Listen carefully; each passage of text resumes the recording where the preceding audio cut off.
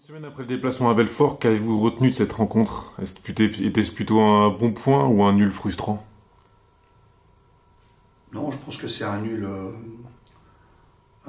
comment dire, qui reflète notre match. Voilà, je pense que comme on était réduit à 10, bon, évidemment, c'est quand même un handicap, parce qu'on n'est pas non plus, on survole pas non plus les débats, encore une fois, je le répète, dans ce championnat. Il est vrai qu'on avait bien entamé ce match à Belfort, où je pensais qu'on avait la maîtrise de ce match, en tout cas pendant qu'on était 11.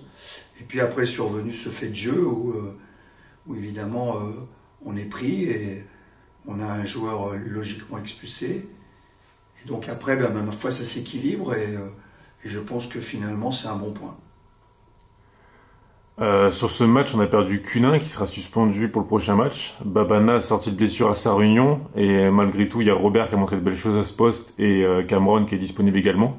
Est-ce qu'il va y avoir un casse-tête à venir sur le choix de la charnière centrale là, sur vendredi et les prochains matchs? C'est jamais un casse-tête. C'est jamais un casse-tête quand on a un groupe, et j'ai toujours répété, on a un groupe d'une vingtaine de joueurs où tout le monde doit se sentir concerné. Et pour l'instant, ils le sont, donc tant mieux pour nous. Le Racing affronte demain Colmar, une équipe qui n'a plus battu au Léo depuis 2011. Quelle va être la recette pour prendre les 3 points et mettre un terme à cette disette? Ah bon, le club n'a jamais battu Colmar depuis 2011. Au Léo. Vous me l'apprenez. Nous, on joue toujours les matchs pour les gagner. Bien évidemment, c'est pas très optimiste votre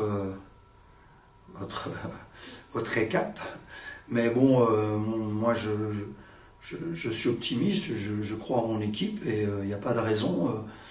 On les avait battus à l'aller, où c'était un beau match, c'était une victoire plutôt flatteuse, parce que c'est vrai qu'on avait rencontré une belle équipe et on sait que c'est une belle équipe. Donc c'est bien d'avoir pu gagner là-bas, mais on avait eu beaucoup de réussite, mais aussi une bonne solidité équipe dans l'ensemble. Donc c'était bien. Maintenant, ce sera un autre match ici, dans des conditions difficiles, où on sait que Belfort est en retard par rapport à nous, donc elle va vouloir le combler. À nous de montrer, comment dire, plus de velléité et de pugnacité pour pouvoir essayer de battre cette équipe de Colmar, qui, encore une fois, je me répète, est une équipe phare de ce championnat.